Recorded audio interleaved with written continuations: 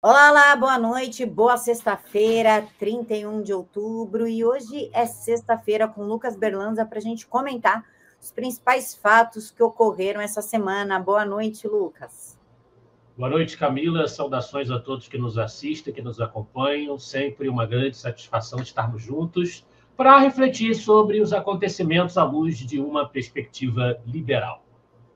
Lucas, antes de mais nada, quero indicar o Instagram do Instituto Liberal, Instituto_Liberal. Pessoal, não adianta procurar Instituto Liberal, porque tem um monte. É Instituto_Liberal, é esse que tu tem que seguir para ver resenhas de livros, os cortes do programa, cards, os melhores artigos no site do Instituto Liberal, que é onde eu gosto de ficar, onde eu gosto de me atualizar. Então, é Instituto_Liberal, certo, Lucas? Certíssimo. A audiência de vocês será sempre muito bem-vinda.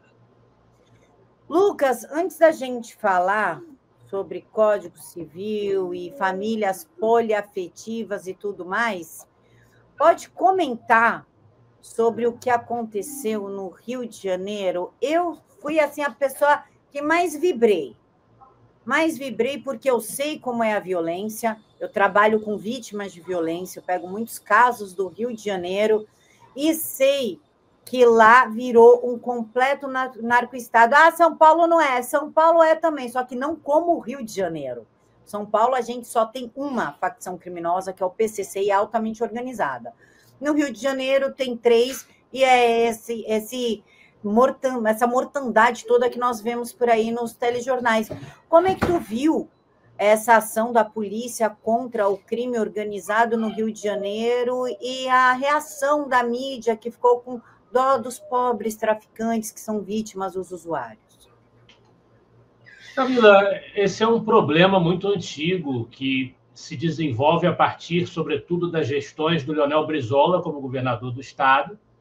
A professora Sandra Cavalcante denunciava bastante isso, a grande liderança egressa da UDN, a postura política do Brizola de não permitir qualquer operação policial de repressão ao crime nas favelas, o que ajudou a desencadear a proliferação de territórios que são claramente ocupados por forças inimigas. Então, o grande problema na interpretação do cenário que nós vivemos no Rio de Janeiro e que se alastra para outros estados, inclusive a criminalidade de outros estados vem para o Rio de Janeiro se refugiar, se encastelar nesses territórios.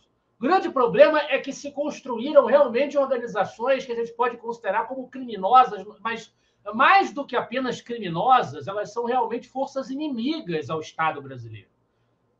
Deixando de lado aqui o óbvio fato dos laços de corrupção que envolvem o próprio Estado em si, mas o fato é que são forças que desafiam, elas ocupam aquelas áreas inteiras, exploram economicamente aquelas áreas inteiras.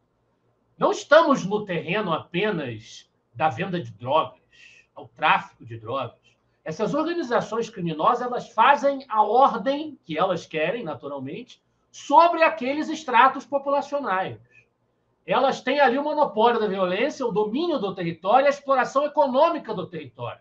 Elas cobram impostos, embora não sejam autoridades constituídas pela lei brasileira, essas forças criminosas estoquem a atividade econômica, exigem que você pague a elas por qualquer estabelecimento ou negócio que você tente abrir no território que elas dominam.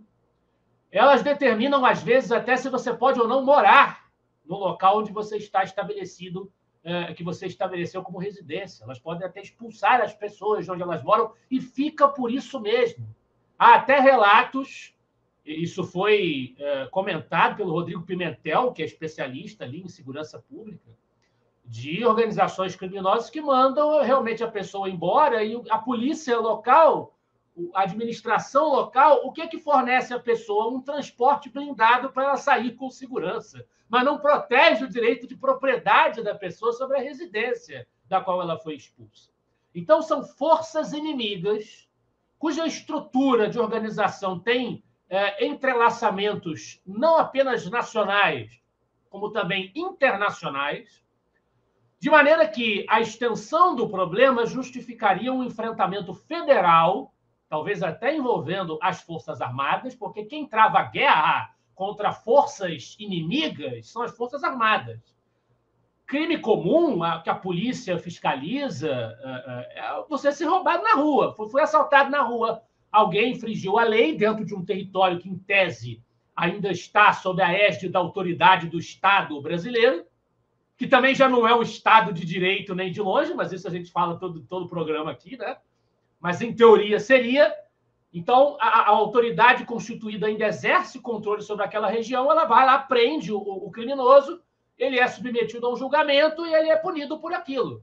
O que nós temos nas favelas, nas áreas sob controle de tráfico, de milícia, de Comando Vermelho e de Companhia Limitada, já é muito mais do que isso, já transcende esse aspecto. Isso após anos e anos e anos de negligência de governos de origem brisolista ou de origem no círculo MDBista de Sérgio Cabral, de Pezão, que sempre foi aliado histórico do PT, dos governos do PT, que tem como representante ainda hoje, apesar de hoje estar no PSD, porque ele sempre se adapta, é sempre um hábil político camaleônico, né, do Eduardo Paes, prefeito da cidade do Rio. Com anos de convivência com essa situação, como se ela fosse absolutamente normal e tolerável, nós chegamos a um estágio de profunda degradação desse cenário. O governador Cláudio Castro tomou uma atitude que foi planejada por um ano, uma ação repressiva contra o Comando Vermelho, para estancar o Comando Vermelho. E essa ação repressiva desencadeou aí mais de 100 mortes na operação. É uma guerra, repito. Quem vai ficar se iludindo no universo dos ursinhos carinhosos que numa guerra não se derrama sangue? Uma guerra se derrama sangue. Depois de tentativas reiteradas de solicitação de auxílio ao governo federal, já que o Rio de Janeiro é território brasileiro, tem muita gente que quer nos expulsar do Brasil, mas não existe. A ideia de Brasil só existe porque teve o Rio de Janeiro, que foi a capital durante muito tempo, né? Então é muito conveniente esse discurso, mas lembro aos nossos espectadores que o Rio de Janeiro também sofreu bastante na mão de decisões políticas de forças oriundas de outros estados ao longo da sua história. A nossa vocação foi a vocação de ser capital. Nós perdemos isso graças a um mineiro. Depois, um gaúcho fez a fusão desordenada do estado da Guanabara com o estado do Rio de Janeiro, e outro gaúcho, com todo respeito aos amigos do Rio Grande do Sul, que hoje também tem grandes nomes, como o nosso querido Marcel Van Hatten, tem grandes nomes na história do liberalismo também, mas tem grandes nomes na história da podridão que mergulhou o Brasil nas suas complicações crônicas. O gaúcho veio para o Rio de Janeiro como governador e acabou de estragar a situação em definitivo, com a sua gestão, que foi o próprio Brizola. Então, o problema tem raízes crônicas e é um problema que estende as suas teias para o país inteiro, graças à extensão e à organização desses grupos criminosos e terroristas que a esquerda se recusa a reconhecer como tal. O governo Lula, eu entendo que a definição técnica na lei brasileira ela vai em direção contrária, ela nega que organizações como o Comando Vermelho sejam consideradas organizações terroristas, mas está mais do que na hora do próprio governo federal, como primeiro interessado, trabalhar para mudar isso. Afinal de contas, como não ver uma organização terrorista com o uso de drones para atacar, para alvejar as forças policiais, a tentativa clara em alguns bairros bem-sucedida de paralisar a vida no Rio de Janeiro apenas para protestar contra a ação policial? Como não ver nisso todos os parâmetros para uma prática de terrorismo que precisa ser combatida, repito, como um problema federal? É um problema do Brasil. As pessoas têm que se conscientizar disso. Isto é uma guerra contra forças inimigas que ameaçam o país inteiro. O Rio de Janeiro é um foco, mas esse problema se estende para o país inteiro, Camila. Perfeito, Lucas. Agora, sim, outro problema que nós vamos ter que enfrentar é um novo Código Civil. A matéria da Lexum, o velho hábito de decidir por nós, sensacional. Isso foi perfeitamente escrito, principalmente quando ele fala sobre as famílias poliafetivas. E uma coisa, Lucas, que eu estava conversando com um advogado sobre esse Código Civil é, por exemplo, faz de conta que a gente está namorando. E aí faz de conta que, sei lá, vamos pegar meu filho, que meu filho faz terapia. Tu começa a me ajudar a pagar a terapia do Matheus, porque a gente está junto. Aí a gente termina. Tu é obrigado a continuar pagando a terapia do meu filho, porque tu já começou, então ele se tornou dependente de ti. Mesma coisa se tu pagar uma terapia para minha mãe, ou eu pagar para sua mãe, a gente vai ter que continuar um bancando a família do outro, porque já criou uma relação de dependência. E deixando claro que esse Código Civil foi escrito junto com Alexandre de Moraes, e ele também prevê um monte de censura, gente, um monte de censura. Não vamos esquecer da participação do Rodrigo Pacheco também como patrocinador político dessa brincadeira toda, né? Foi o Rodrigo Pacheco e o Alexandre de Moraes que escreveram isso daí, né? Então, esse novo Código Civil, como diz aqui Alex, um velho hábito de decidir por nós, não versa somente sobre família, o que vai dificultar muito para as famílias. Por exemplo, eu já tenho filho, faz de conta que o Lucas tem filho, aí a gente vai ficar junto, isso vai ser muito dificultoso para nós dois, porque senão eu vou ter que me responsabilizar pelos filhos dele, se a gente for terminar, e ele pelos meus, enfim, parece que é um código assim, ó, para impedir que as pessoas se relacionem totalmente, para que não se tenha mais famílias, né, Lucas?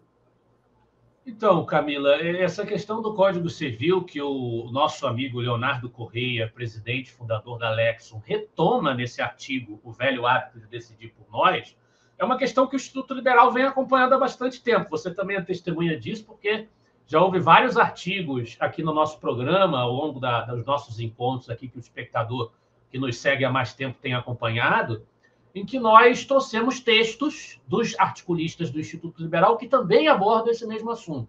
Porque o Código Civil é de suma importância, é um documento que versa sobre as relações entre as pessoas, né?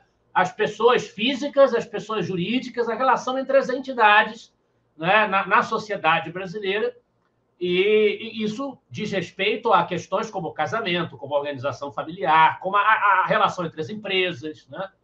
E, portanto, é absolutamente fundamental que nós nos preocupemos com qualquer tentativa de modificar ou de adaptar esse texto à luz de opiniões deste ou daquele burocrata, deste ou daquele teórico, sem que essa discussão passe pela etapa absolutamente necessária, indispensável e negociável da discussão democrática.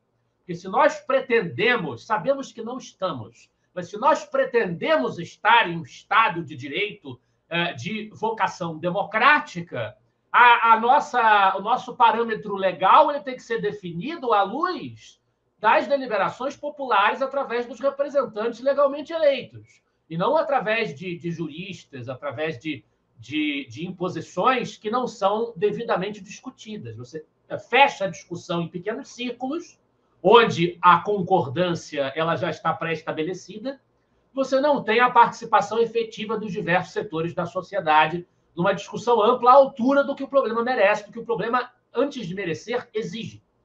E aí o nosso Leonardo ele coloca especificamente o caso de uma participação dele no programa Oeste com Elas, e que perguntaram a ele sobre uma das pretensões do projeto do Código Civil, que era uma pretensão que permite reconhecer juridicamente as famílias multiparentais e poliafetivas, né? A ideia seria permitir a constituição de núcleos familiares com mais de duas figuras parentais. Em vez de ter só o pai e uma mãe, seria reconhecido como família também você ter ali, sei lá, 3 pais, 4 pessoas ali, 2 mulheres, 2 homens, enfim, né? Desde que fundados na afetividade pública e estável, coisa que hoje na legislação brasileira não é considerado dessa forma, não é reconhecido dessa forma. E perguntaram ao Leonardo o que ele acha da lei propor isso e determinar isso, do Código Civil determinar isso. E aí o Leonardo respondeu, essa pergunta não é para advogados, é uma questão que pertence à deliberação democrática, não é hermenêutica constitucional. Ou seja, não dá para você pegar o documento com base na sua expertise jurídica e você inventar que será de tal ou tal maneira. É o povo que deve decidir isso através da deliberação democrática, né? O advogado, diz o Leonardo, tem a função de traduzir em normas as convenções que a própria sociedade estabelece, condensar o consenso social em linguagem jurídica e depois aplicar essas normas com uma estrita observância ao texto. E ele faz referência ao livro dele, A República e o Intérprete, que eu resenhei para o Instituto Liberal, livraço absolutamente recomendável para pensar sobre os problemas do Brasil e do mundo contemporaneamente, em que ele ressalta a visão textualista de Antonin Scalia e a visão originalista de sentido público de Randy Barnett como orientações para o pensamento jurídico, para a gente ter uma visão do direito mais respeitadora do texto e do que as pessoas quiseram dizer com as palavras quando a lei foi aprovada no espaço adequado para ela ser aprovada, que é o espaço da discussão, da deliberação democrática. O livro dele constrói muito bem esse raciocínio. E ele vai dizer que a Constituição republicana não é um manual de virtudes, é um sistema de contenção. E aí é preciso agir com firmeza quando o poder oprime e com silêncio quando o povo delibera. A atribuição e dever do judiciário é dizer o que a lei é, não o que ela deveria ser. Porque isto é o povo que decide através dos seus representantes. Mais uma vez, eu repito. O problema do projeto de lei, na opinião do Leonardo, não está apenas no conteúdo, mas no método, pela falta, justamente, do debate social, né? O tema sobre a família, a estrutura simbólica e moral da família, ele não nasceu, o entendimento que se quer impor a respeito dele, não nasceu de uma discussão pública. Mais uma vez, travada pela sociedade amplamente, com uma discussão bem divulgada, bem apreciada pelos diversos setores de opinião, mas de uma comissão de juristas que resolveu colocar isso e acha que é uma obrigação do parlamento ratificar os seus parcos entendimentos. Então, é colocar o carro, como diz o Leonardo, à frente dos bois. O parlamento deveria decidir e a comissão de juristas redigir, mas o projeto se inverteu. Hoje, os juristas deliberam e o parlamento apenas chancela, muitas vezes sem nem ler o que está aprovando, né? É um simulacro de exercício democrático. Então, isso a gente precisa rever criticamente. A gente só pode rever criticamente se a gente acompanhar o tempo todo as desventuras do nosso sistema político, e esta é uma das missões que o Instituto Liberal se dedica a realizar, Camila. Perfeito, Lucas. Tem um ponto aqui no texto da Lexon, vou colocar aqui de novo, que ele diz o seguinte: o problema do PL 4/2025 não está apenas no seu conteúdo, mas no método, porque não há debate social. O tema que toca a estrutura simbólica e moral da família não nasceu de uma discussão pública, mas de uma comissão de juristas que passou a fazer as vezes do povo. E é exatamente aqui que se revela a falha republicana. O poder de discutir o que a sociedade deve considerar legítimo foi terceirizado à técnica, como se a Constituição fosse propriedade corporativa e elite jurídica. O que acontece, Lucas? Como é que a gente vai explicar para uma criança? Olha o nível que isso daí traz. Que o pai dele, na verdade, é mãe, e aí entra homens que engravidam, e a mãe dele, na verdade, é o pai, que se veste de mulher, mas tem um órgão masculino, e como a gente reconhece isso como uma estrutura boa, emocionalmente boa para uma criança, até onde o Estado, Lucas, ele está preocupado com a formação da família e até onde ele quer a destruição da moral e dos princípios cristãos de uma família para conseguir subverter a sociedade em si. Eu não faço a menor ideia. Se você souber como explicar à criança sobre isso, eu deixo esse encargo nas tuas mãos, Camila. Eu não seria capaz de explicar. É evidente que existe uma tentativa de emplacar, de enfiar a goela abaixo da sociedade, padrões apresentados como disruptivos, mas que, na verdade, interessam a um projeto de poder com a intenção de explorar o conflito e explorar grupos que se sentem marginalizados, agredidos e que vão defender o reforço ao poder do Estado sobre a sociedade com a intenção de se legitimarem através desse poder. Essa que é a intenção, formar grupos de apoio para essas agendas ideológicas que acabam aumentando o poder do Estado sobre a sociedade, o poder do Estado de definir uma coisa que a sociedade é que define a prioristicamente, como diz o texto, uma elite jurídica, quer dizer, existe um cacuete tecnocrático nessa mentalidade, de que existem pessoas que são mais esclarecidas, são mais iluminadas e, portanto, elas têm o condão de impor às outras o seu ponto de vista. É o velho discurso do Barroso, civilizar a sociedade, né? Nós vamos civilizar a sociedade. Eles acham que eles são os representantes da encarnação do iluminismo e eles vão emancipar a sociedade dos seus preconceitos. Não é dever de nenhum aparato jurídico, de nenhuma elite iluminada, emancipar a sociedade dos seus preconceitos. Nós queremos apagar, passar a borracha na opinião da maioria, é exatamente a antítese da ideia democrática. E se eles se dizem encarnação da democracia, a primeira coisa que eles deveriam respeitar seria o poder de deliberação, de discussão, de conscientização, de decisão majoritário, que é exatamente sobre o que eles querem passar, sob o pretexto de que eles sabem melhor sobre a vida das pessoas do que as próprias pessoas. Tá? Excelente, Lucas. Agora eu posso te dizer, isso daí destrói o psicológico de uma criança. Ela, quando foi para a escola e olhar a estrutura real do que é um homem, do que é uma mulher, e depois olhar dentro da sua casa, ela vai começar a ficar completamente perdida e confusa. E aí entra aquela história de criança pode ser trans. Não, criança nenhuma é trans, e a criança até aos 11 anos de idade ela não tem nenhum poderio emocional, cerebral, neurológico de decidir a sua sexualidade porque não está formado. O que a criança faz se eu começar a ser menino, o papai ou a mamãe vai gostar mais de mim, eu vou ser aceita. Se eu, como menino, for menininha, o papai e a mamãe vai gostar mais de mim, eu vou acabar sendo aceito. Então, tudo isso é uma estrutura para desestabilizar emocionalmente uma criança e criar cidadãos completamente desequilibrados e fáceis de serem dominados. E também a ausência do pai nos lares. E eu posso falar isso porque eu sou separada. Um pai faz muita falta na estrutura emocional de uma criança. E o que mais o Estado incentiva é a separação. E agora, Lucas, vamos... Esse assunto eu gosto muito. Banheiro para pessoas trans. Esse artigo é do Gabriel Wilhelms. Aprendi a falar? Falou certinho.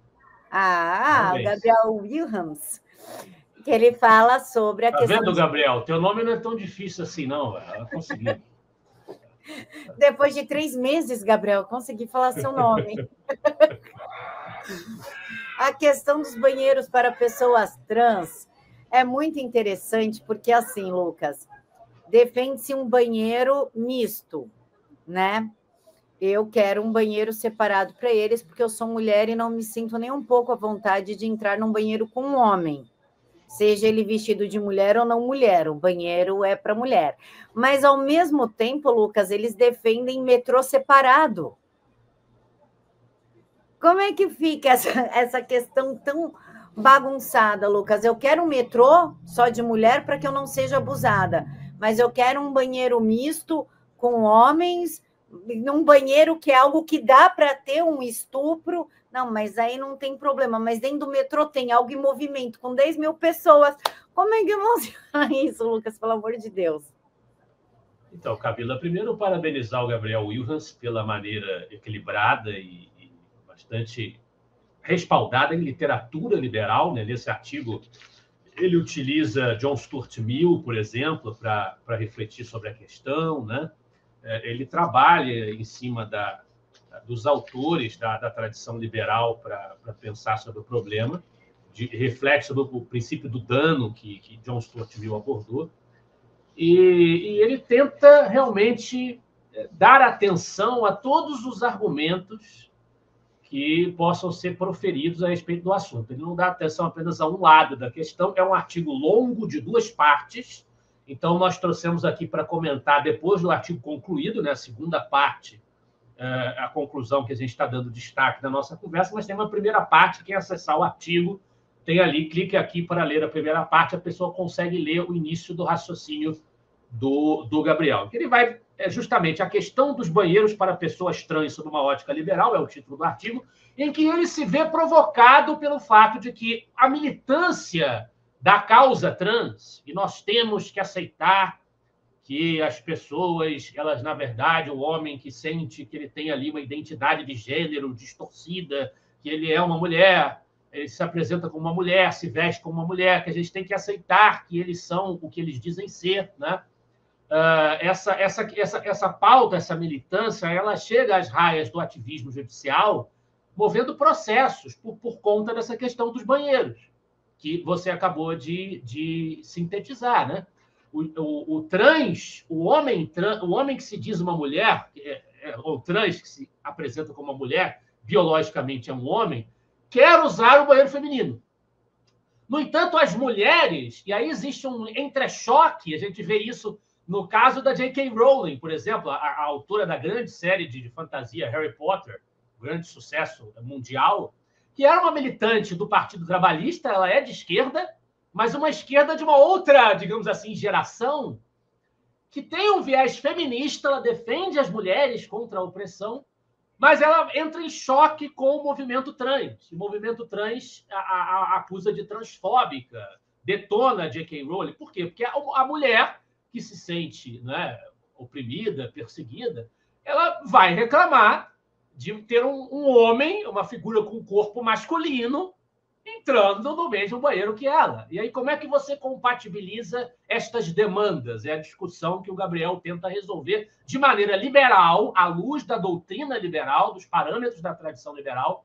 Nesse artigo de 2 partes, ele tenta discutir a questão usando os argumentos de todos os lados. Bom, a mulher ela vai alegar que a presença daquele corpo masculino é uma potencial ameaça a ela, porque ela pode ser vítima de um abuso, de uma violência, enfim, pelo fato de, naturalmente, o corpo masculino, né, ser atraído para o corpo feminino. E obviamente, tem uma estrutura corporal diferente. Já o trans, ele pode alegar que ele está sendo vítima de um preconceito porque ele não é. Você não pode condená-lo, digamos assim, por um dano potencial, já que ele não fez nada. Ele, na verdade, é ela, porque se considera uma mulher, né? Então, deveria ter o direito de usar o banheiro feminino. Então, o Gabriel traz todos os argumentos. Naturalmente, você que simpatiza com um dos lados da questão vai achar os argumentos do outro lado absurdos, mas se a gente quer fazer uma arbitragem do assunto, a gente tem que colocar no debate, colocar em cena os argumentos de todos os lados, de todas as pessoas envolvidas na questão. E é exatamente o que o Gabriel faz na discussão dele. Qual é a conclusão a que o Gabriel chega na reflexão dele? Ele tende a considerar mais válida, naturalmente, a demanda da pessoa que valoriza a questão do sexo biológico, né, que é uma evidência científica do sexo biológico. Ele tende a validar o receio da mulher que não quer dividir o banheiro, mas a conclusão dele vai na seguinte direção. Discutimos isto porque as pessoas levam o assunto para o campo da justiça, porque as pessoas movem processos. E é por isto, para trazer tranquilidade e pacificação na questão legal, que faz sentido a gente discutir uma lei sobre uma legislação definida, um parâmetro legal sobre esse assunto. Qual seria esse parâmetro? Em primeiro lugar, o Gabriel, como bom liberal, ele vai defender a autonomia da esfera privada, o que significa dizer que nos estabelecimentos privados, o que deveria ser feito seria legitimar a vontade do proprietário do estabelecimento. Então, se eu tenho um restaurante, por exemplo, meu restaurante é a favor da causa trans. Eu quero um banheiro aqui que misture todo mundo que vem aqui. Quem vai frequentar o restaurante do sujeito está pactuando com aquela decisão dele. Está indo ali porque se aceita, se identifica com aquela agenda.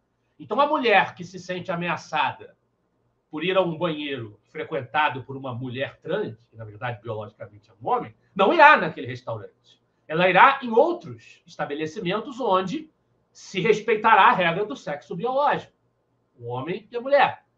Então, no estabelecimento privado não é tão difícil, apesar de haver banheiros unissex, digamos assim, mas que normalmente são banheiros que uma pessoa só frequenta por vez, né? Em alguns estabelecimentos.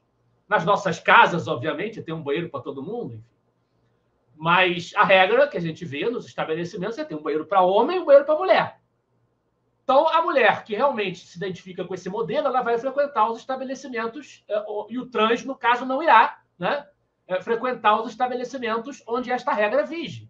A ideia seria maximizar ao máximo possível, que é uma preocupação liberal, maximizar a autonomia da sociedade civil e da iniciativa privada e minimizar as questões que são resolvidas na abrangência de poder do Estado, né, da decisão política. A ideia seria maximizar legalmente a autonomia dos estabelecimentos privados para definirem como iriam querer fazer. Sabemos muito bem que a maioria da população não iria aceitar esse fuzuê, essa mistura de banheiro, né? Então, a maior parte dos estabelecimentos acabaria respeitando a regra que já vige na maioria dos locais hoje. Mas não haveria respaldo, não haveria brecha legal para eles serem processados por fazerem isso. Ao passo que aqueles que preferirem seguir a posição, a preferência da minoria, ou seja, o banheiro que mistura, que o trans pode ir onde quiser, esses teriam liberdade para se organizarem no seu ambiente minoritário. O problema que continuaria seria em estabelecimentos chamados públicos, repartições, né, as esferas onde é o Estado que administra o local por algum motivo que seja, né, um tribunal, enfim. Aí o Gabriel admite que existe uma dificuldade que tem que ser resolvida politicamente.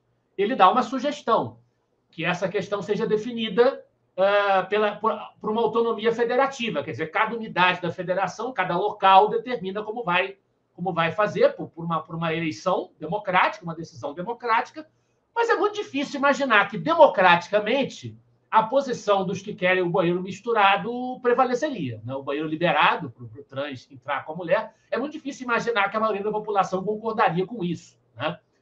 Mas a tentativa de solução que o Gabriel coloca é que seria essa, maximizar a esfera privada e minimizar a esfera estatal e, no que diz respeito à esfera estatal, procurar tomar uma decisão democrática, como a gente estava falando no bloco anterior, uma decisão democrática que poderia ser uma decisão regionalizada, quer dizer, com autonomia do ente federativo para definir a sua legislação, Camila. Lucas, a questão é se ocorrer uma agressão dentro de um banheiro feminino, porque eu não vejo mulher que quer ser homem brigar para usar o banheiro masculino.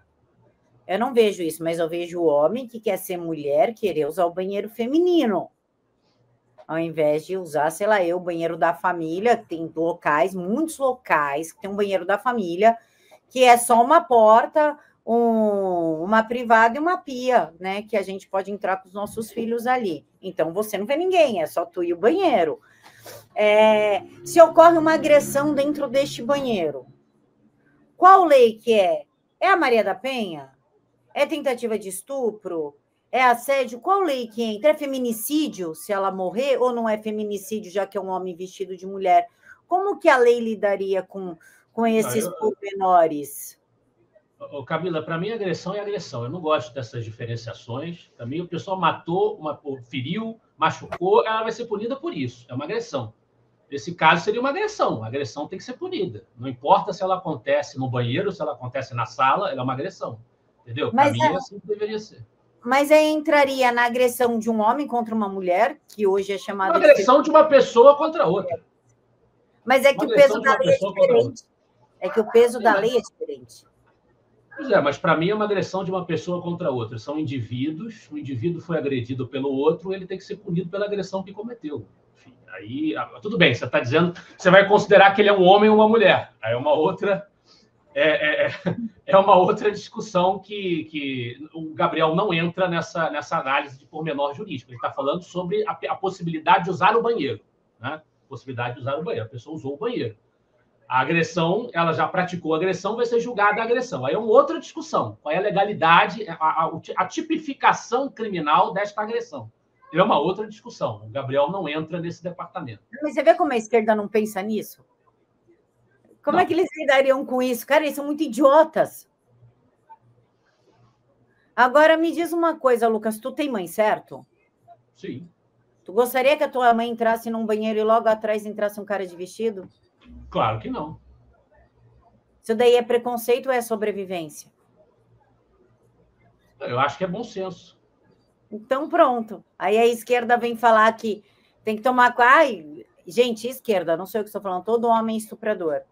Todo homem é um potencial estuprador. Mas vamos deixar um homem entrar dentro de um banheiro. Cara, não liga lá com cré isso daí. Não, existem questões absolutamente naturais que estão envolvidas aí, que a questão da intimidade, né, que deveriam ser resguardadas. É uma questão natural. Nós não somos, a nossa civilização, a nossa cultura, nós não somos indígenas praticando nudismo diariamente. Não é essa a nossa realidade, né? Então, é óbvio que o bom senso ditaria isso. Mas nem todo mundo vai pensar como eu. Então, o que o Gabriel tenta fazer é discutir pensando em todos os setores da sociedade, trazendo os argumentos para ver qual o direito daquele indivíduo e como é que a gente consegue harmonizar esses direitos e pretensões. E a conclusão que ele chega é essa, que você pode maximizar a autonomia privada e aí o local que vai decidir. Ninguém vai, quer dizer, ninguém, entre aspas. A grande maioria da população não vai frequentar local em que o banheiro seja dessa maneira. Agora, se você foi, você não pode criminalizar a pessoa que entrou no banheiro, porque você aceitou estar naquele espaço privado onde vale aquela regra. Entendeu? Aí, se você for agredida, vai ser julgada a agressão. Não é pelo fato da pessoa estar desrespeitando a regra, porque a regra no local era essa. Esse aqui é o ponto que eu estou trazendo. Esquerda é muito bem louca. Inclusive, Lucas, vamos falar do Rainer Zittelmann. O povo do IL gosta de uns nomes complicadinhos, né? Não, mas o Rainer Zittelmann é alemão. Você queria o quê também? Quem fosse Rainer da Silva? Eles podem colocar uma galera com uns nomes bem pomposos, né? Ele é alemão. Não tem um João dos Santos. Tem um Rainer Zittelmann. Falei certo? Zittelmann, tá certo. Ele fala sobre a mentira duradoura do socialismo. E, cara, sempre quando eu vejo o Che Guevara, eu lembro dos gays defendendo ele e ele mandando matar gay. Mulher defendendo ele e ele mandando estuprar. Eu não... É outro fator da esquerda que não entra na minha cabeça, defender agressor. O cara se considerava uma máquina de matar, racista, porco, misógino, mas vamos defender Che Guevara. É a coisa mais repugnante que existe, e eu gostaria que tu comentasse esse artigo, Lucas, porque, inclusive, ele cita que o socialismo já foi testado, embora digam que tiraram o comunismo do contexto, né? Que não foi aplicado o comunismo, foi retirado... Isso. Mas que nunca deu certo. Gente, ele cita aqui diversos países que já foi testado e todas as tentativas fracassaram. Um novo país que está fracassando isso é aqui no Brasil, mas eles seguem testando, né, Lucas? O Che Guevara foi assunto uma vez, 2015 isso já faz 10 anos isso. Caramba. Que eu escrevi um artigo no Instituto Liberal sobre Jean Willis, o inimigo, por que Jean Willis é inimigo dos gays. E esse artigo foi compartilhado por um líder de um grupo gay da Bahia, inclusive, que era crítico do Jean Willis. E o Jean Willis trajado de Che Guevara, né, se exibindo como grande líder guerrilheiro socialista, ali, homenageando Che Guevara. Então, eu publiquei esse artigo em 2015, já falava sobre esse assunto, e aqui nesse texto, A Mentira Duradoura do Socialismo, o Rainer Zittelmann conta o histórico dessa enganação, que é a doutrina de origem marxista, né, que é o paradigma político de berço marxista, e ele descreve o que ele vê como um ressurgimento de forças socialistas pelo mundo. Em Nova York, por exemplo, ele acredita que em novembro, estamos entrando no mês de novembro, né? Um candidato do Partido Democrata ao cargo de prefeito que tem uma visão claramente socialista, que é o Zohran Mamdani, ele pode ser eleito prefeito em Nova York, né? Ele venceu as primárias do Partido Democrata, derrotando mais de 10 adversários e é abertamente um socialista. Da mesma forma, na capital da Alemanha, do próprio Rainer, Berlim, um socialista radical chamado Ferhat Ali Kosak, aí sou eu que peço desculpa se a pronúncia estiver equivocada, tem grandes chances de ser eleito prefeito no próximo ano. É um marxista assumido, ativista pró-Palestina, deve concorrer pelo partido Die Linke, né, que é atualmente o segundo mais forte de Berlim, o maior entre os 3 partidos de esquerda da Alemanha, que juntos podem ultrapassar 50% dos votos. Então, assim, nós temos líderes... Nos Estados Unidos mesmo, dentro do Partido Democrata, existe uma ala que se diz socialista democrática, né? Bernie Sanders, Alexandria Ocasio-Cortez, são lideranças expressivas do Partido Democrata que se alinham abertamente ao socialismo. Elas já não utilizam sequer mais aquela palavra liberal, que nos Estados Unidos acabou perdida para os setores mais à esquerda do país, né? Eles nem se dizem mais liberals, eles são socialistas mesmo, né? Querem ver Venezuela como modelo. Então, aí, justamente, o que o Rainer coloca, que é surpreendente, que o socialismo já foi testado na União Soviética, Iugoslávia, Albânia, Polônia, Vietnã, Bulgária, Romênia, Tchecoslováquia, Coreia do Norte, que a gente vê muito bem como é que é o regime totalitário, um sobrevivente do passado de totalitarismos do século XX, Hungria, China, Alemanha, a China que abandonou, pelo menos do ponto de vista econômico, ela adotou práticas mais pró-mercado para poder se robustecer e enfrentar a sua miséria, porque a experiência maoísta foi um fracasso. A Alemanha Oriental, o Muro de Berlim está aí para demonstrar, caiu, e o pessoal queria passar do espaço comunista para a experiência capitalista. Cuba, Tanzânia, Benin, Laos, Argélia, Iêmen do Sul, Somália, Congo, Etiópia, Camboja, Moçambique, Angola, Nicarágua, Venezuela. O socialismo do século XXI, de Hugo Chávez e Nicolás Maduro, cujos efeitos a gente vê hoje na América Latina, e também é um instrumento de lavagem de recursos, de dinheiro, para a estrutura de poder da extrema-esquerda no continente, e muitos outros países. O que acontece em todas essas tentativas é fracasso, é tirania, é miséria, é fome, é ignorância. É um grupo de privilegiados que se dizem representantes do povo, da igualdade, e vivem nababescamente pairando sobre as pessoas. Essa é a consequência em todos esses países, sem exceções. Ou os sistemas degringolaram, foram substituídos ao longo do tempo, ou as populações passaram a viver em profunda miséria, não tem mais nem condições políticas de reagir, como acontece em Cuba, Coreia do Norte e Venezuela, que conseguiram persistir como ditaduras de índole socialista. O caso onde há melhoras de qualidade de vida é justamente o caso da China e o caso do Vietnã, que é um caso que o Rainer Zittermann chama muito a atenção. Ele estudou bastante, visitou o Vietnã, conheceu lideranças empresariais vietnamitas. E lá se vê que o que fez com que a China e o Vietnã pudessem continuar. Até hoje eles têm regimes com partidos que se dizem socialistas, né? Mas o que faz com que o Partido Comunista Chinês, o que faz com que esses regimes se perpetuem e a condição de vida da população não seja miserável, como é a condição de vida na Venezuela, na Coreia do Norte? O que faz é que esses países, apesar dos seus regimes ditatoriais, regimes de controle político, de partido único, eles adotaram reformas capitalistas, pró-economia de mercado. É isso que faz com que os números por lá sejam diferentes, né? Aí ele traz o caso da China. 88% da população vivia em extrema pobreza no fim da era de Mao Tse-tung, grande líder do Partido Comunista Chinês. E o crescimento econômico começou quando? Com Deng Xiaoping, que fez reformas capitalistas, se inspirou na experiência das democracias capitalistas ocidentais e criou ali bolsões de capitalismo.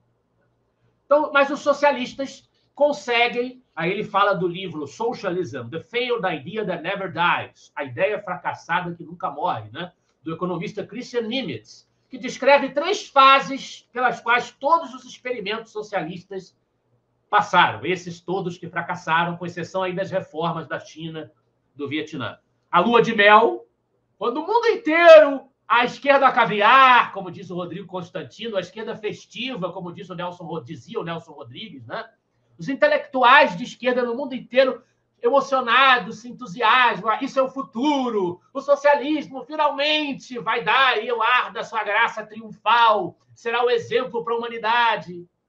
Aí vem o período das desculpas e do desvio de assunto. Começa a dar tudo errado. A gente vai fingir que não está vendo. Né? Olha, não, mas é porque isso é só um equívoco, né? Foi só um tropeço. Os capitalistas estão atrapalhando. É o bloqueio, é embargo dos Estados Unidos. Né? São os inimigos externos que estão prejudicando, gerando. Mas o socialismo vai vencer, eu tenho certeza, tenho fé.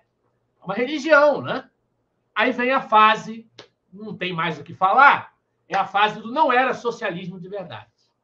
Então, deu errado porque aquilo, obviamente, o Maduro é um fascista de extrema-direita. Evidentemente. O Joseph Stalin era totalmente, era um neoliberal, entendeu? Aí começa isso, esse recurso, eles começam a lançar mão desse recurso estapafúrdio. Então, é lamentável que ainda se consiga, depois de tanto tempo, com um século de experiências socialistas fracassadas, totalitárias, assassinas, que deixam o povo à míngua, é lamentável que nós ainda temos tantas pessoas dispostas a acreditar nessa fantasia, Camila. Excelente, Lucas. Lucas, o que vai acontecer com o Brasil se Lula for reeleito? A gente tem que contar, além do povo que consegue trocar voto por picanha, que virou abóbora, e por cerveja, que virou água, a gente também tem que contar com a ajuda... como é que a gente pode falar sem ser preso? Com a ajuda mágica. Uma ajuda ali de uns numerozinhos de um negócio, de uma caixinha ali que faz plilililim, quando a gente aperta ali o botão. Caso o Lula seja reeleito, e nós já estamos com uma dívida de trilhões, o que vai acontecer com o Brasil? Vai acontecer com o Brasil uma tragédia. Já está, né? Vai ser uma tragédia, de qualquer maneira, porque mesmo que a gente consiga, e eu espero que sim, impedir a reeleição do Lula, colocar outra pessoa lá, ela vai ter nas mãos um desafio imenso para consertar o estrago econômico que o governo do PT vai deixar e para conseguir governar diante do Supremo Tribunal Federal. Não sei qual vai ser o comportamento, né? A gente vai ter que aguardar a eleição de 2026 para ver também como é que eles vão lidar com o debate político, com a expressão da oposição, como é que vai ser isso.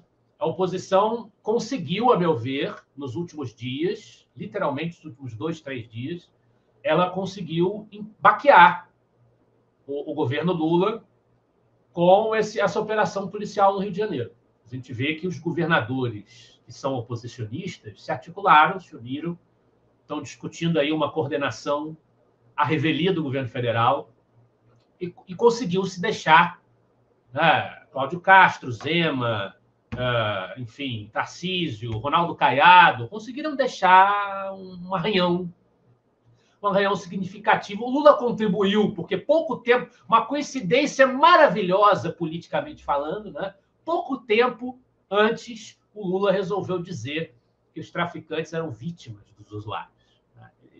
Isso ficou colado nas negativas que o governo Lula deu ao governo do Rio de Janeiro de auxílio com blindado, com Força Armada, né?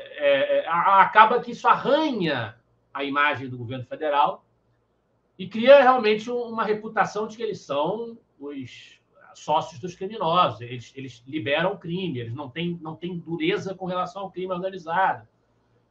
A direita também é muito habilidosa em propaganda, né, em mimetizar as coisas, e começa a botar lá os eleitores do Lula, os criminosos são fãs do Lula, etc. Né? Isso dá uma narrativa, dá um discurso. Eu acho que a gente teve aí um arranhão forte no governo federal e a oposição sem uma única cara, os vários governadores batendo nessa tecla, querendo mostrar serviço no combate ao crime organizado. Isso é um arranhão. Mas a gente não sabe qual o nível de permissão ao debate que nós vamos ter na eleição, porque o Cláudio Castro mesmo, não vou dizer para vocês que o Cláudio Castro é um exemplo de governador, é um santo, ele é um político outsider que resolveu iluminar a política do Rio de Janeiro. Não é. Tem o seu passado, tem as suas raízes políticas, que a gente sabe bem quais são aqui na estrutura política do Rio de Janeiro, mas o Cláudio Castro, ele é o governador legitimamente eleito do Rio de Janeiro. Tão logo ele resolveu fazer o que ele fez, e isso gerou um impacto midiático, isso gerou uma repercussão. Tão logo isso aconteceu, o TSE que abriu pautar um timing perfeito, uma ação que pode caçá-lo. Alexandre de Moraes cobra explicações ao governador do Rio de Janeiro.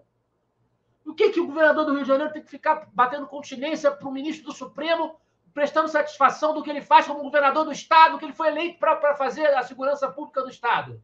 O que é isso? Tudo agora a gente tem que ficar explicando para o rei do Brasil? Então, o que a gente vai poder realmente fazer na eleição é uma questão que está em aberto. Eu queria saber exatamente qual é esse terreno que a gente vai ter na eleição, porque não há regras claras do que vai poder ser dito, falado, organizado. Não há. Não há Estado de Direito, não há regras claras, não há previsibilidade. Esse é o grande problema. Mas se a gente passa por isso, a gente consegue eleger uma oposição, qualquer um desses governadores, contra o PT, contra o Lula, coloca alguém no lugar, mesmo assim, vai ser uma grande dificuldade para ele lidar com a estrutura burocrática que já está estabelecida. É claro que vai ter oportunidade de indicar ministros do Supremo. Isso pode ser uma grande diferença, se ele tivesse oportunidade. Se não começar todos os ministros do Supremo saírem antes, como o Barroso está saindo, ele vai ter oportunidade de indicar nomes. E isso vai ser muito, muito importante se a gente tiver essa chance, do ponto de vista das instituições. Mas ele não estará imune a dificuldades com a estrutura legal, com a elite tecnocrática, juristocrática do país, e ele vai ter o buraco econômico para enfrentar. Se for o Lula, ele não vai ter dificuldades com a burocracia juristocrática, embora tenha dificuldades com o Congresso, relativas dificuldades com o Congresso, mas ele vai ter o buraco econômico que ele fabricou, terá então fabricado para si mesmo. E isso gera dificuldades políticas. É inevitável que gere dificuldades políticas. Não tem como o país afundar no tamanho do buraco que ele tenderá a afundar e o Lula não sentir nada com isso. Nós não chegamos a esse ponto. Vai ser muito difícil ele não sentir nada com isso. Então, o que a gente tem certeza é que nós teremos tempestade, nós teremos dificuldades, teremos duros desafios que terão que ser trilhados por quem estiver lá. Se for o Lula, não serão trilhados. Se for alguém que tem um pingo de bom senso, a gente tem uma porta de esperança, Camila. Perfeito, Lucas. Inclusive, que aqui está dando problema na imagem, então vou subir essa imagem, que é o artigo do João Loyola, Brasil e a Mão Invisível do Estado, onde o brasileiro ele curte o Estado, ele é bem devoto ao Estado. E que eu gostei é que ele citou O Caminho da Servidão, do Hayek, inclusive é um livro que está em promoção na livraria do Instituto Liberal, para quem quiser ler.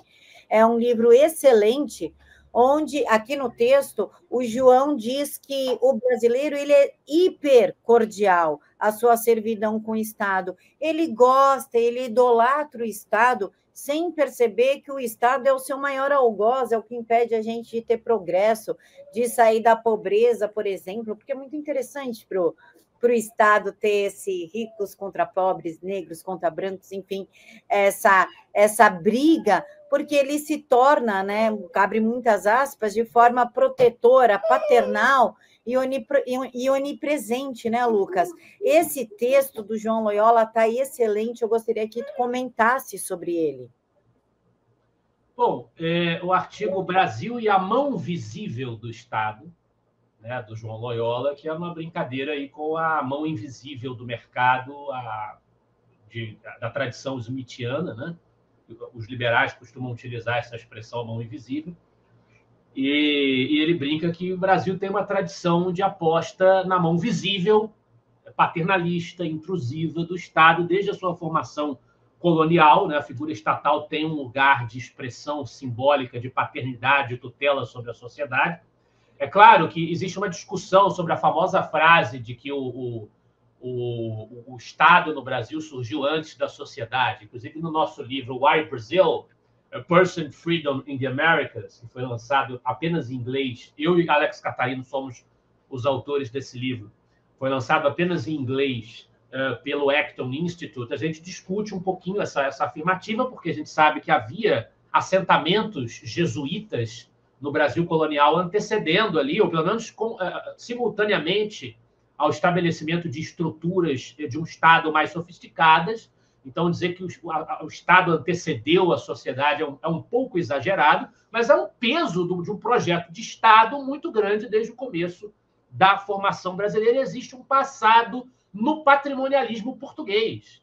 Portugal também tem uma tradição de patrimonialismo desde a formação ali do Reino de Portugal, 1139, com Dom Afonso Henriques, em que os reis são vistos como libertadores, Então, você olha para o rei, que é a encarnação central do Estado, e você vê ali um símbolo de liberdade, ao contrário do que acontecia, por exemplo, na Inglaterra, onde você tinha um confronto entre os nobres, um poder mais descentralizado, e a coroa, que vai levar a Magna Carta ainda em 1215, né, um pouco depois da fundação do Reino de Portugal, até a Revolução Gloriosa, onde o liberalismo, como nós conhecemos, começa ali a se estabelecer, com os Whigs, com John Locke. Então, na formação portuguesa, a genética ideológica, digamos assim, a cultura política, para usar uma expressão melhor, é outra, e reforça esse peso do Estado. Então, isso acabou sendo transplantado pela estrutura do Estado português para a colônia, para o Estado do Brasil, depois Reino Unido de Brasil, Portugal e Algarve, né?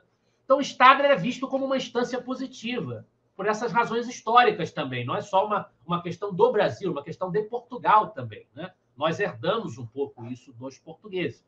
Mas nós desenvolvemos com isso uma dependência emocional, cultural, que explica, na visão do Loyola, não apenas a nossa hipertrofia administrativa, mas também a persistência da pobreza, da burocracia, da ineficiência. Então, não é apenas um problema do tamanho que o Estado tem no momento que a gente está analisando o Estado, mas a crença disseminada na mentalidade das pessoas de que ele é a única fonte legítima de justiça, progresso, né, de ordem. E aí a gente tem a citação a alguns autores que o Loyola utiliza no artigo, Hayek, no Caminho da Servidão, advertindo que as sociedades que têm muita fé na autoridade central, elas caminham inevitavelmente para a servidão, e no Brasil essa servidão é cordial, o cidadão ama o Estado, embora no passado, como diz o livro do Bruno Garchagen, né, o brasileiro ama o Estado, mas odeia os políticos. No passado era assim, mais ou menos assim, né? Em geral era assim. Hoje já não é mais tanto assim, né? A gente já tem muito amor aos políticos por aí. Tanto é que quando eu tento falar o título do livro do Garchagen de cabeça, às vezes eu bugo. Porque, pô, mas odeio os políticos mesmo? Às vezes eu até inverto, às vezes porque eu bugo. Porque eu penso no amor aos políticos que a gente vê por aí, tão disseminado. Acho que ama o Estado e ama os políticos também hoje. Eu acho que está pior. Mas a gente tem aí uma paixão pelo Estado, uma cultura paternalista que quer se salvar, se salvaguardar através do Estado, né? Que o governo salve as empresas, subsidie as indústrias, corrija a desigualdade, eduque os filhos, proteja os empregos e garanta a felicidade ao brasileiro, né? O Estado é o mediador universal das aspirações humanas, ao preço da perda de autonomia moral e econômica dos indivíduos.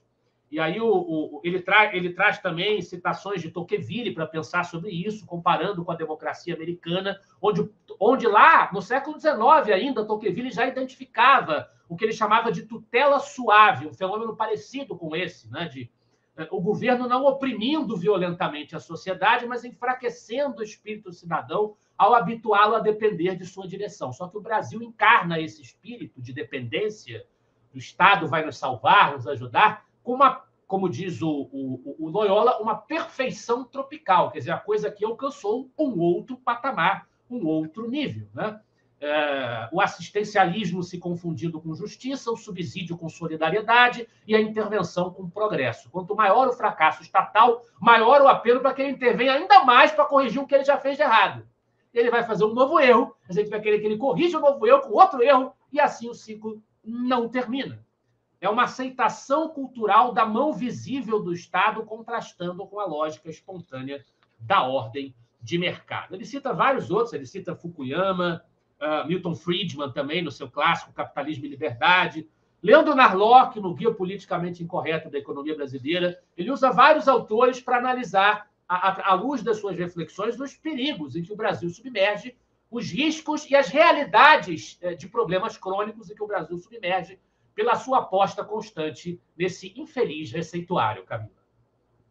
Perfeito, Lucas. Lucas, a gente pode dizer que o brasileiro se acostumou com esse Estado, desculpe, paternalista, porque tudo ele recorre ao Estado, tudo ele judicializa. O brasileiro ele perdeu a capacidade de se resolver, de se proteger. Quando a gente fala contra a CLT, por exemplo, somente quando aquele fundo de garantia e tudo, pagamento do INSS obrigatório, quando a gente podia guardar esse dinheiro e fazer a nossa própria aposentadoria, o pessoal tende a ficar até no nível revoltado. Ah, tu é contra o direito do trabalhador, não sei o quê. Mas, se o trabalhador entrar... Eu só trabalho com nota, eu gosto de ser autônoma, eu odeio CLT. Eu chego para o meu empregador e falo, meu valor é tanto e eu faço tal coisa. Ele propõe, não, tudo bem, então se você fizer tal coisa, posso te dar tanto? Tá bom para os dois lados, sem a intervenção do Estado, regulando a minha relação com o meu empregador. Já muita gente acha isso altamente bizarro. A gente pode concluir que por conta de doutrinação e de uma longa permanência dentro da CLT, o brasileiro perdeu a capacidade das relações humanas de negociação sem a interferência do Estado de resolver seus próprios problemas? Tornou-se um dogma. Nós precisamos desse intermediário, e é uma questão que estava no DNA, na essência da mentalidade castilhista, corporativista, fascista, né? Nos anos 30, e Getúlio Vargas conseguiu impregnar isso na nossa cultura política, nas nossas instituições e no nosso comportamento. A maneira como as nossas instituições se desenvolvem, ela se associa ao desenvolvimento da nossa cultura, da nossa maneira de ver o mundo, da nossa maneira de entender como nós devemos viver, como nós nos relacionamos uns com os outros. Está tudo ligado uma coisa com a outra, acabam se retroalimentando. Eu não gostaria de apontar que uma coisa seja a causa da outra.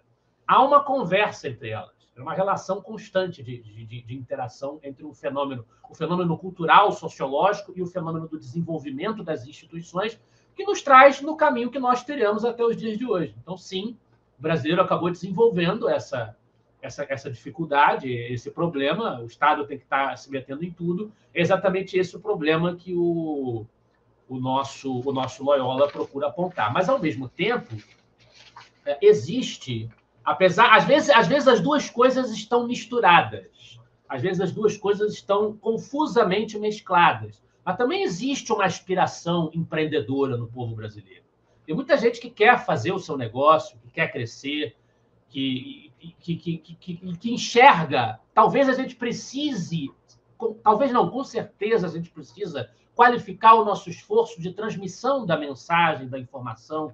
Os candidatos liberais a cargos estatais, a cargos políticos, têm que qualificar essa comunicação, mostrar para a pessoa que o que a emperra nessa aspiração de desenvolvimento que ela tem é justamente a presença intrusiva deste Estado, que às vezes ela quer. Ela quer porque acha que não tem outro jeito, que não consegue enxergar outra maneira de a vida ser. E ela não enxerga que o que ela deseja como solução, como remédio, é exatamente a causa do problema. Perfeito, Lucas. Agora vamos falar de livros, que é essa parte que eu gosto, porque a livraria do Instituto Liberal está com bons descontos. Aquele negócio, pessoal, o desconto é para sexta, sábado e domingo. E não sou eu e nem o Lucas que decide os descontos ou as promoções. Quem decide é a CEDET. A gente indica ali os livros legais para vocês, tem curadoria do Lucas, tá de olho nisso. Vocês não vão encontrar livros de esquerda, livro que a gente chama de Kinder Ovo. A capa parece ser boa, mas o livro é uma bosta. Não tem isso. Só que quem define o desconto máximo que tem dentro da livraria é a CEDET, e eles estão colocando o máximo mesmo, porque vai começar a Black, né? O mês Black da CEDET, chama Black Friday, mas na CEDET é o mês inteiro. Então, os descontos estão altos, 41%, 35%. Tem livros aqui, que nem, de R$100, foi para 80, então vai 124, foi para 89, 102, foi para 67. Vale muito a pena aproveitar os descontos aqui da livraria. E a minha indicação, pelo momento que nós estamos vivendo, é um livro que eu adoro, escrito por um psiquiatra, que chama A Mente Esquerdista, As Causas Psicológicas da Loucura Política. Eu já li esse livro umas 2, 3 vezes, e ele fala que, sim, o pessoal de esquerda tem uma coisinha errada dentro da cabeça deles. Para falar a verdade, pessoal, de acordo com alguns estudos atuais, e não são estudos publicados, mas estudos que a gente acaba fazendo aí a nível de pesquisa mesmo, é que a esquerda ela é mais definida pela personalidade ou narcisista ou psicopata. Tem muitos narcisistas e psicopatas dentro da esquerda. Lucas, qual que é o teu livro? Pô, a gente está falando bastante de Estado, estatismo, dependência do Estado, então eu vou recomendar mais uma vez, acho que já recomendei alguns programas atrás, já faz algum tempo, vou recomendar mais uma vez A Querela do Estatismo. Vocês já estão vendo na tela ali, tem na capa o Marquês de Pombal, ali, A Querela do Estatismo. Terceira edição revisada e ampliada. Não. O quinto livro ali, nessa primeira. Isso. A Querela do Estatismo, professor Antônio Paim, que exatamente discute o problema do patrimonialismo e do Estado agigantado brasileiro, no pensamento do professor Antônio Paim, grande pensador brasileiro e um grande historiador das ideias liberais e filosóficas no nosso país. Perfeito, Lucas. E mais uma vez deixo aqui para o pessoal entrar no site do Instituto Liberal para que você fique bem informado, sem desinformação, sem torcida. Nem tudo é preto no branco e todas as visões valem a pena a gente saber ler para formar a nossa própria opinião, para a gente poder ter o nosso próprio senso crítico, sem manipulações, digamos assim. E por isso que eu indico o site, porque lá tem vários pensadores, várias formas de opinião, e geralmente a gente escolhe ali o nosso autor preferido, certo, Lucas? É isso aí. Estão sempre abertos no debate, a discussão. A ideia do Instituto Liberal sempre foi essa. A gente tem diversas vertentes e a gente espera que o leitor aproveite esse interchoque para raciocinar e construir o seu próprio juízo, que o liberalismo se faz através da razão e da crítica. Perfeito, Lucas. E amanhã, Fato Sem Narrativa, às 11 horas da manhã, com Lucas Berlanza e Silvio Navarro. Então, a gente se vê lá. Até amanhã, pessoal. Tchau.